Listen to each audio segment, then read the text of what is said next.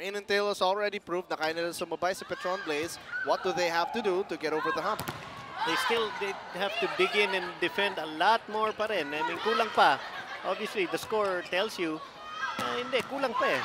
But they gotta find a way to find that chemistry that they had in the first set, like their coach was pointing out. Nag-i-enjoy kayo kahit naghahabol kayo, nag-i-enjoy kayo. And the franchise delivers. First point on the game, or this set rather, para kay Dindin Manabat. Set number 4 na tayo. Wala po sa Cuneta Astrodome. At again, maraming salamat sa lahat na nanonood ng live at sa Action TV. James Velasquez ang inyong likod kasama the volleyball evangelist Tex Sutter at the pit at courtside. Daan natin itong elimination round, the double round robin. All of the teams really scrambling for positioning, for wins, for rhythm. So far, Petron still unblemished. Aganon off the blocker. Gagawa ulit ang paraan. Reyes digs it up. Phil Cayetano. And she will score. Just napakatalino ito si Phil Cayetano. Just finding a hole. Nothing fancy. And the Ninja with the Haya spike. Ultra-fast spike brought to you by PLDT Home Volterra, the Ultra-fast LTE for a happy family.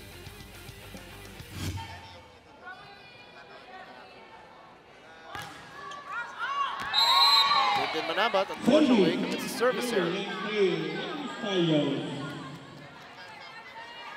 That's a fortunate year for Main and Tail. They're making sabay. It's a good thing that Petron committing those errors, letting them in. Reyes had to die for it.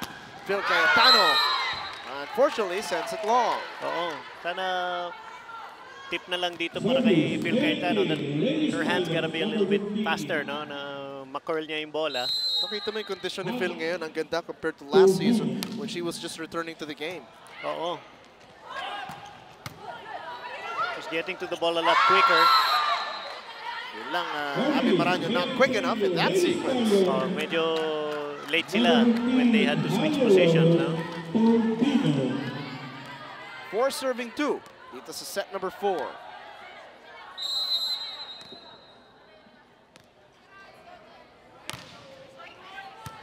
Targeting Rachel Dakis. Perez, Maraño. And that one is good. Net called by the second referee. Phil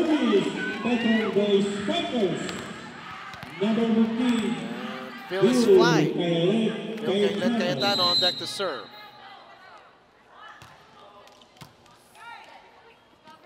Argerin kay Jim Castillo. Isa pa. Huli ni Abby pero walang umabot doon sa second ball. Heads up play here from Abby Praca. Battle of the Abby sa gitna. Yung Abby Praca at Abby Maraño. Oh. Perez back set and Abby Maraño unfortunately out of bounds. He was asking, I think, for a different set from Ivy Perez. Yeah, she wanted to wind up on that ball. She would just get her hand up and just snapped it down. She wanted to put some emphasis on that spike. Perez gets under it. Para kay Dakis. And no one got to that volleyball.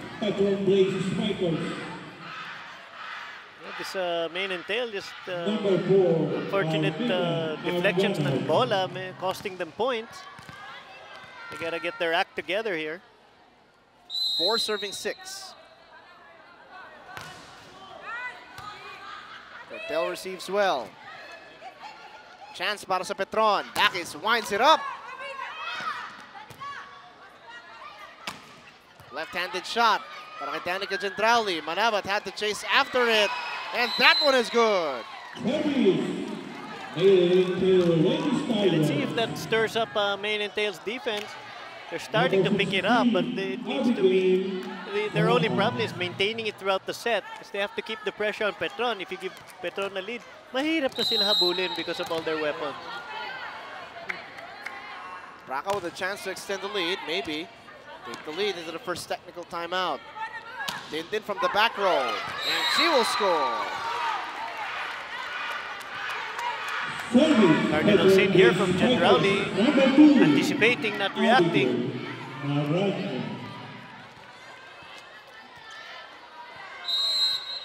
On deck to serve is Kapitana Abby Maraño.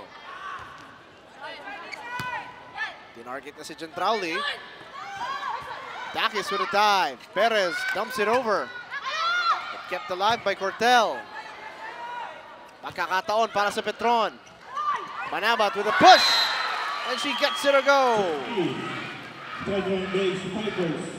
No, I disagree with Lenlen Cortel here, saying it was her fault. Okay, she was out of position, so that absolves the whole other team from playing defense. Honey Royce Tubino, sorry to single you out, young lady. You were standing in the back watching. Sayang eh, sayang. Cannot afford errors like that. Argarin to the outside. Mabayad, attack not over. You can see Mabayad's eyes talagang wanted to crank that ball. Unfortunately, when you do that, your arm tends to drift lower. Tabla tayo, 7 points apiece.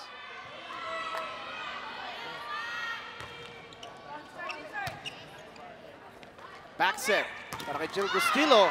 And again, attack not over. And hey, Petron coming back, tying it up, taking the lead into the first technical timeout, 8-7.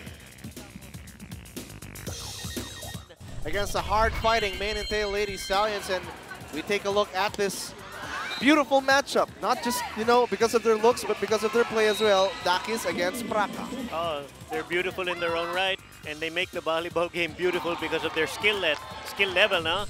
Talagang a nice matchup. If you look at the two Abbies, you have two MVPs, you have two good liberos, one a little bit more experienced than the other, but both doing bang jobs for their teams. Oh, look at the authoritative hit by Jill Castillo. Wasn't going to be denied that time. Not over yung last palo niya dito sa 5, no? So, bawi siya. Kanina, pinag-usapan natin, Tex, yung mga drop ball ng mane and tail. Ngayon, yung power game ng mane and tail is coming into full effect. Oh, they have to establish that first before they start going off speed.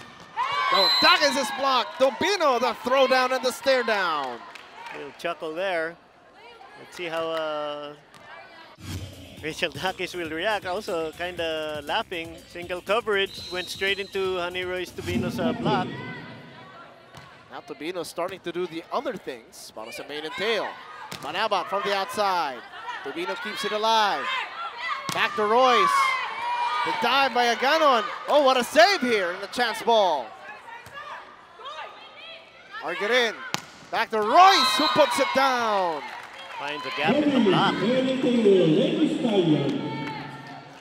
2-point lead here for mane and tail. Let's see if they can maintain, because their defense is the one helping them keep attacking, putting pressure on Petron's defense. Solid serve, but received well. Here's the franchise, unfortunately out of bounds. Tintin kind of in front of us here. She was kind of stretching. Maybe a little fatigue setting in on her part. 11 serving 8. Mane and tail team captain. Jill Gustillo on deck. Oh, service ace for Gustillo. This time, mane and tail attacking from the service line. Just like their coach told them last set. Kargahan nila service nila. Dahil kaya naman nilang kargahan yung atake, but hindi rin yung service. Manabat gives it back. Chance for mane and tail. Combination play, but no go.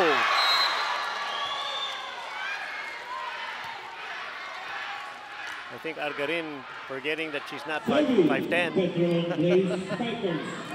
I mean, it was good intentions, because the defense of Petron medyo magulo. Pero hindi niya natawid sa net. Let's see if Petron can mount a rally and keep the score closer. Royce, oh, what a hammer! Yeah, the blockers didn't come together. And Royce Tubino coming in for the strong attack when you have the hammer tech shooter. You put that ball down, and down she did. Ultra Fast Bike brought to you by PLDT Home Volterra, the Ultra Fast LTE for a happy family. Power game for Main and Tail. Unfortunately, a service error.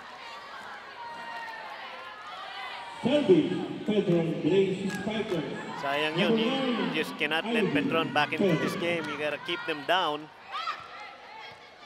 It's one thing na sumasabay ka, pero syempre iba kung kaya mo lagpasan.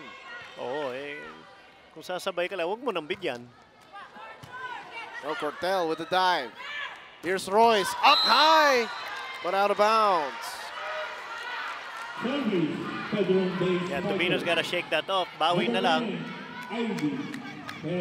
Really finding that precision hitting, just a little wide. Sayang, ganda ng form, ganda ng palo, just a little wide.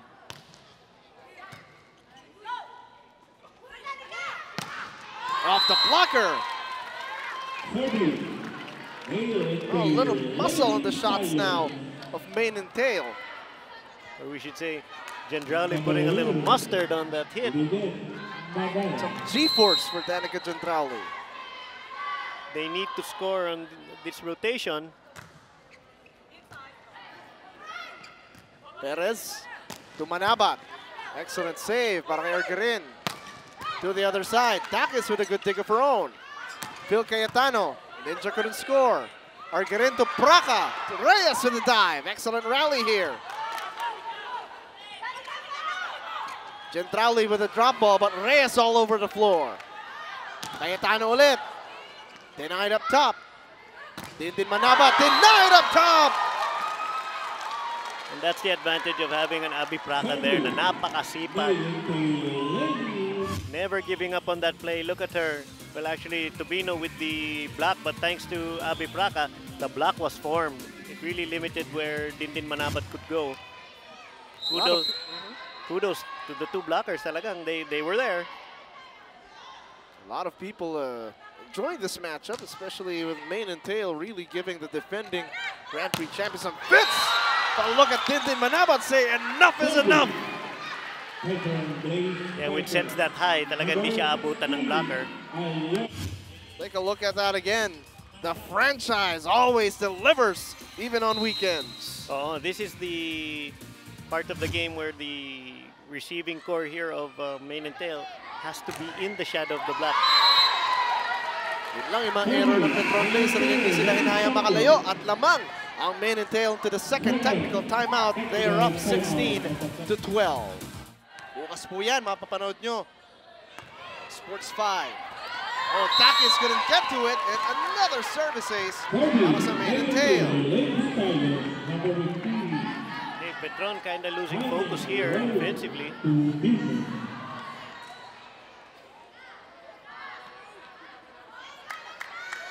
Royce Tubino back on deck. Namamagana yung lamang dito ng Main and Tail. 17 serving 12. Si Takis ulit ang hinanap to service. Agano susubok, off speed, binuhay ni Cortel. To the other side, power hit, good coverage by Phil. Back set, Aganon, power hit, good coverage by Tubino. Gendrali naman, again off the blocker. Hataw na dito sa Cuneta. Maraño, drop ball, and that one is good! Outstanding point here from both teams. The team that defends better is winning the points.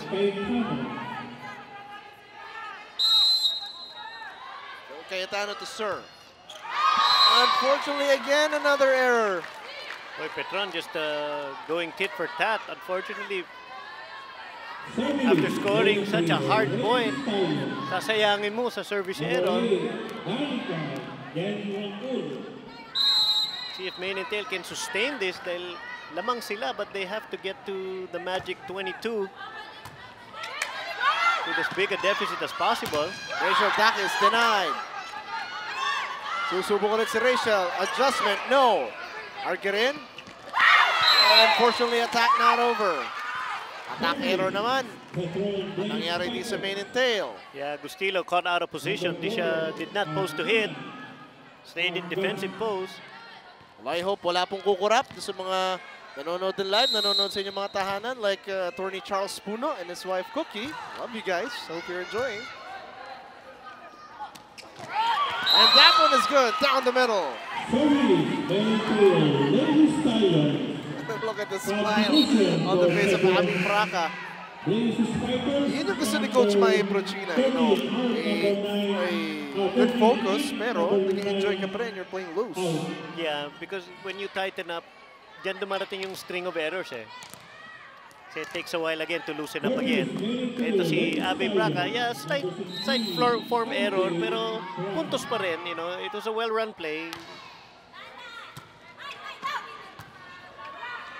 Manabat from the back row, uy. Cross at the top. Buhay pa rin ang bola. Chance for Petron. Maranyo, the tip, no. Here's captain Jill Castillo scoring off the blocker.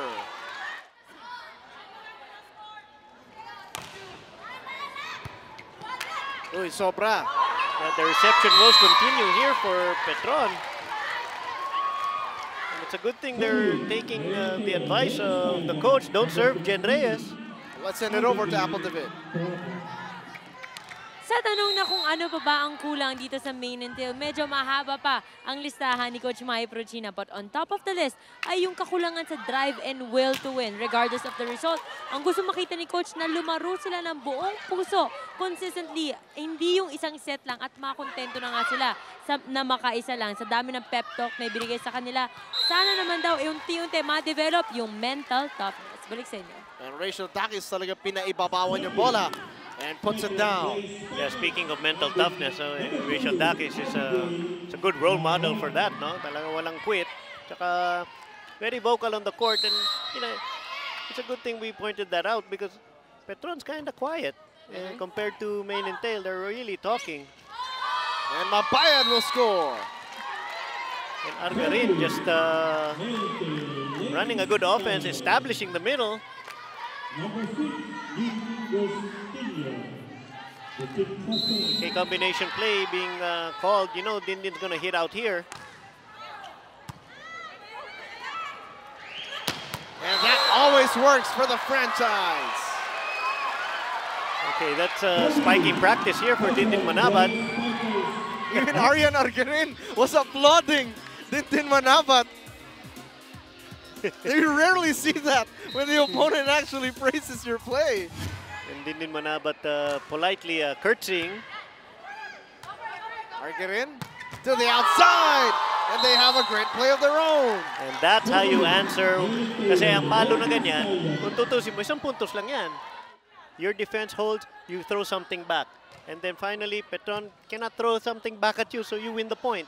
Shapinas was hurting, no? Dun sa, not in the power game, but in the transition defense game, medyo hindi sila nakasabay toward the latter part of the game. Set number 4. The coach of main and tail saying, hey, you gotta kick it into another gear and learn how to side out volleyball. Good dig by Takis. Cayetano attack not over.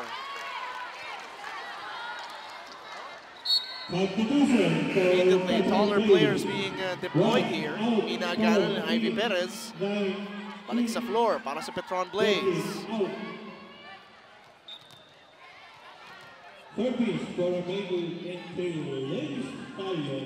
Nanette Mabayad on deck to serve. We are at set point in set number 4.